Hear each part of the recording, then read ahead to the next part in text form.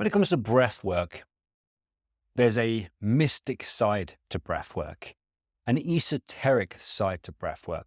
And one of the common things that's discussed or talked about in mysticism, spirituality, or the more esoteric languages is the concept of universe being vibration, frequency, etc., etc. There's a study or a couple of studies recently that have come out to suggest there actually is a impact of vibration and an impact of frequencies from our environment that are constantly in play with our breathing and our brain and the frequencies of our brain. And there's a synchronization or an alignment that's continually happening as we go throughout our day to allow us to, I guess, adapt moment to moment to our environment so our nervous system can make adaptations and our brain can make adaptations. Now, this study is in preprint. It's not actually been published yet, so it's not gone through peer review. But what they looked at was they looked at individuals doing a task of listening to a sound, and the sound had a particular rhythm, and they had to press a key in tune with the rhythm. And what they did is they put an electrode in a position called CZ, which is the center of the head to look at the brainwave activity. And when we have that electrode there, it really means that we have good ability to look at auditory processing in the brain, but also somatosensory processing. So we can look at what's being heard, but also what's being processed through our senses. Now, what tended to happen when they were doing this and they were looking at the individual breathing rate, the variability in the breathing frequency, as well as the brainwave activity. And what they found, very interestingly, that when the individual listened to music that was quite slow-paced and breathing was between 0.1 to 0.3 hertz, so between 6 and 18 breaths per minute, that actually there was a synchronization between the external stimuli, i.e. the frequency of the music that was occurring or the frequency of the sound that was occurring, aligning along with the breathing changes, as well as the frequencies in the brain. And this is actually very interesting because it tells us a few different things. It tells us that, number one, our environment and our breath and our brain, there is an interaction between that, and it's potentially probably the pathway to altering our experience of our nervous system, altering our sensory processing, and in this case, our auditory processing. Now, why is this interesting? There's two different things that occur. Within milliseconds, there was a synchronization and a coupling of our brain, our external environment, and our breathing together. However, in longer periods of time, say minutes to a few minutes to even hours, there was something called dynamic attunement. So the actual vibration or the rhythmic pattern of the music changing also altered the frequency of the breathing and the frequency of the brain waves so that it was a match to our environment. So what I actually think this study has given us evidence for is it's given us evidence for, number one, the fact that when we sleep, we tend to need to have a limited amount of external stimuli to allow us to reduce our breathing frequency, but also to reduce our brain waves and slow our brain waves down to a delta state or a theta state to switch off. And that's why it gives us a reason to why maybe sensory deprivation tanks and darkness tanks. So darkness retreats also help to shift. There's probably an alteration in our breathing because of their change in external stimuli.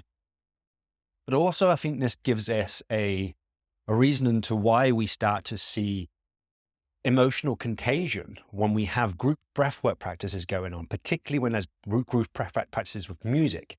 We all know that when people lead breathwork, that the music can enhance the experience. When it's obviously more emotive, it creates more emotions, and when it's more kind of calming, it relaxes people.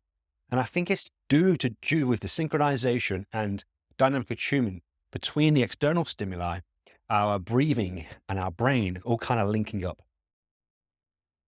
This has massive benefits for other things. One of the things that I tend to discuss on my training on the breath science certification is individuals who are highly stressed or are in a position where they are so used to stress or trauma that has created an issue with overactivity of the sympathetic nervous system, hypervigilance. People can struggle to do relaxation protocols, to do slow breathing.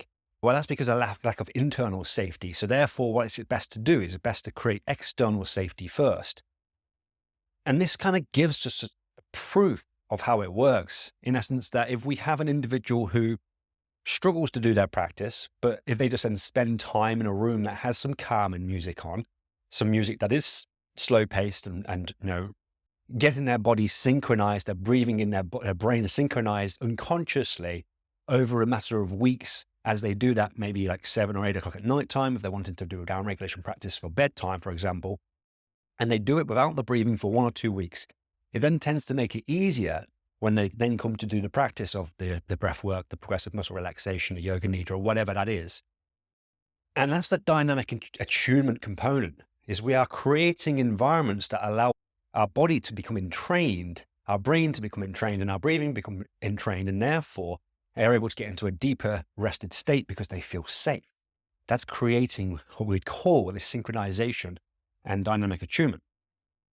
The other consideration that I have with this is, of course, I mentioned the conscious connected breathing and how often if people are in sync in the room, it triggers this cascade across the other side, which is called emotional contagion. And I think, again, it's down to this dynamic attunement of keeping the vibration and the rhythm of the frequency of the breath over a long period of time, tying into brainwave activity, is going to create probably synchronizations of people's brainwave activity across the session if we have both music and people breathe into the same rhythm. Now, one thing I kind of wanted to discuss about that was what this study showed. This study did show that with faster paced breathing, there is more attunement and synchronization in gamma wave activity. And gamma wave activity only occurs in the somatosensory cortex, and it is supporting processing of sensory information. So what this is telling us is that really our breathing is modulating our sensory experience of the external and the internal. It's almost like this mediator, which is absolutely fascinating because we know that slow breathing can shift states of mind and fast breathing can shift states of mind. And this gives us some scientific understanding or a little bit of language around what we might be able to utilize with this. Now, we know synchronization is quite an obvious term. There's entrainment, there is coupling. All these things mean similar, but this dynamic attunement is a new concept for me. I think it might be a new concept that we can start to utilize to describe what happens with things like emotional contagion and when people are going through longer breathwork sessions or journeys, or even going to music and theater, what's happened with the vibration, the frequencies within their breath and within their brain. I thought it was pretty interesting. I'm going to share some more info on that. This video obviously gets put into the School of Breath Science and to the membership area. So if you're interested in the membership area, we've got more details of information about this on www.schoolofbreathscience.com. And if you're not following me on my social media, Performance Through Health, I will put out a more detailed post on this that you can read into so you can get some more gist to it. And you can look at the paper and reference yourself. So I hope you enjoyed this. It's just a short video, something that I read into yesterday, and now it got me a little bit buzzing and I want to talk about it. So hope you enjoyed it.